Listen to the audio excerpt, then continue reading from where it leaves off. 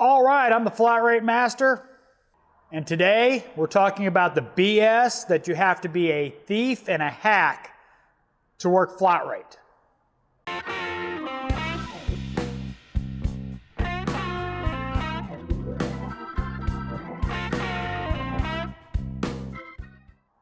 All right, this video comes about, I was watching another video and a guy was talking about being on flat rate. The only way you made money was to cheat, steal, lie, cut and destroy stuff to make time. Straight up BS. I'm sorry. It is. It's just straight up BS. There's issues with flat rate. Don't get me wrong. We'll get into them a little bit in this video, but the best way to make money in this industry is to be at a busy shop and being paid flat rate. Now, that's the way to make the best money. Not the only way to make money in this industry, but it's the best way to make money. Now, some guys will tell you salary, hourly is the way to go in this industry. You get a set paycheck every time you show up. And honestly, there's two types of techs that are better suited for hourly salaried shops. The first guy is the guy that can barely turn a wrench. We've all met the guy. He can do brakes all day long, but he's not going to be fast. He's not going to be good. But he's a warm body in the shop that can turn out work at some rate. The other guy is a unique situation. They can't hack flat rate. Not calling them a bad technician at all. Keep in mind, before you write comments about, there's certain people that when you put them in flat rate, they kind of can't handle it. Put them in a hourly with commission, the same thing. They just start focusing so much on what they're making that they wind up derailing their process. They wind up breaking stuff. They wind up obsessing over stuff that they, might have skipped over because they're rushing or stuff like that. They just don't have the mentality of a flat rate technician. It's a unique set of skills to be a flat rate technician. I'm first to tell you that. You put them in a flat rate situation, they start watching the clock. Oh, I got to beat time. I got to beat time. If I don't do this, I'm not going to make any money this weekend. And again, there's nothing wrong with them. You put them in a hourly or set salaried shop, they're going to be at 125 and up efficiency.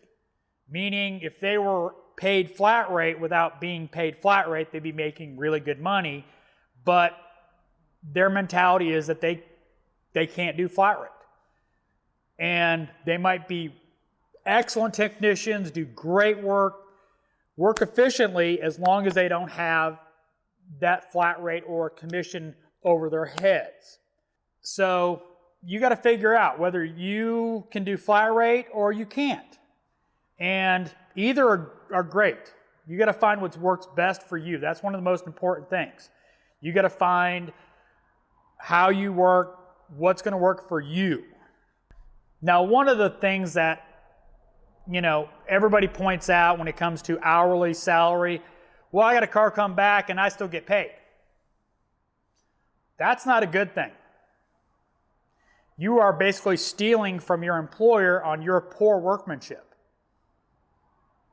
Now, on flat rate, come back, you don't get paid.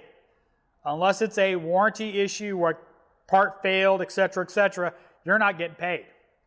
So you have to be really good on flat rate to survive. Because if you've got cars coming back all the time, you're not making money.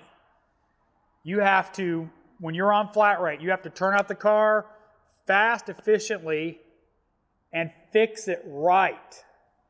Now, yes, there are shops out there that'll charge customers again. That's BS too. Before you guys go writing in the comments, BS. If I screw up, I'm taking the blame. You know, if something's wrong with what I did, I'm going to admit it. I'm not perfect. Nobody's perfect. Sometimes we mess up. It's a fact of life.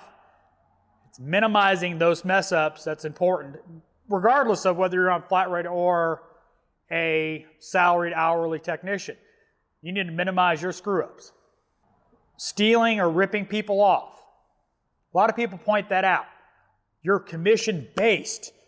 Your paycheck is based on selling to customers. Wait a second. Yeah, there's some bad apples out there. I'm going to be the first to admit it.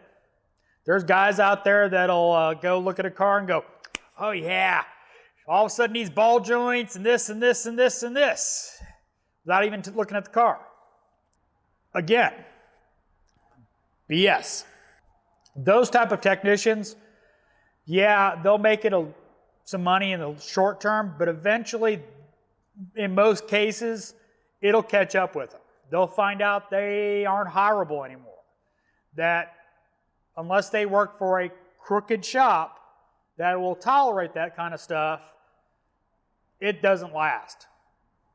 Karma will catch up with them.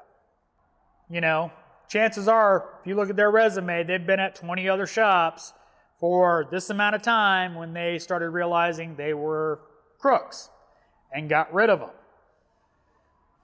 You know, some shops kick them to the curb a lot faster than others.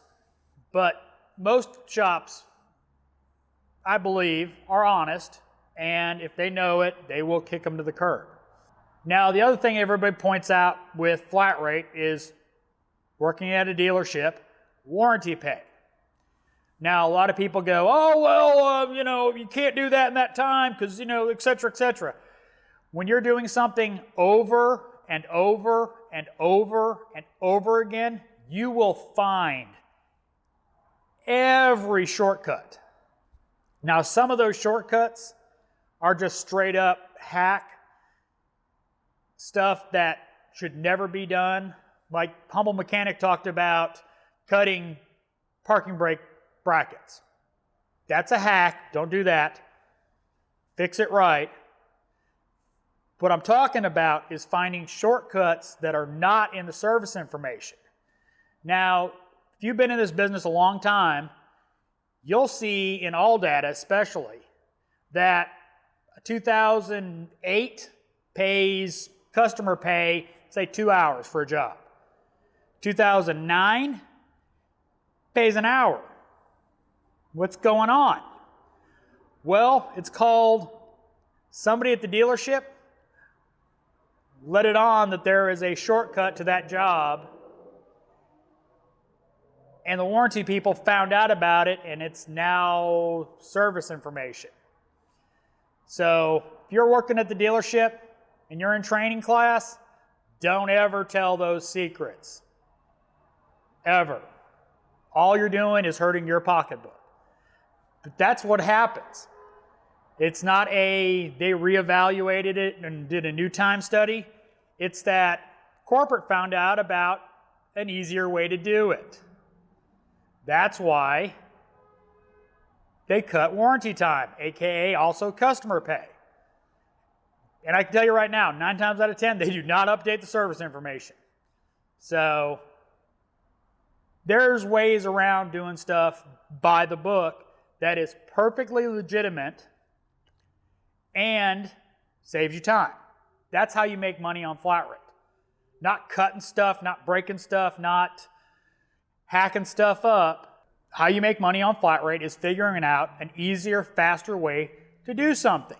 Whether that is with a special tool, a different tool, or figuring out, you know, if I move it this way, this way, and this way, I can get it out without taking this other thing off. That's how you make time on flat rate. It's not taking a Sawzall to a bracket and cutting it off because it's in your way. It's called figuring out that that will fit through that hole if I do it this way. That's how you make money on flat rate. Now, my Wednesday video is going to be about ranting about hacking versus working smart and efficiently. So, if you want to see that video, subscribe. Make sure to hit that bell notification so you get notified when I put out that video on Wednesday. If you didn't like the video, give me a thumbs down. Maybe you can't hack flat rate. I love flat rate. I would never work anything but flat rate till I'm too old to turn hours. You like the video? You like flat rate? Or you just like the channel? You like the video? Give me a thumbs up. Comments are always appreciated. And as always, thanks for watching. I am the Flat Rate Master.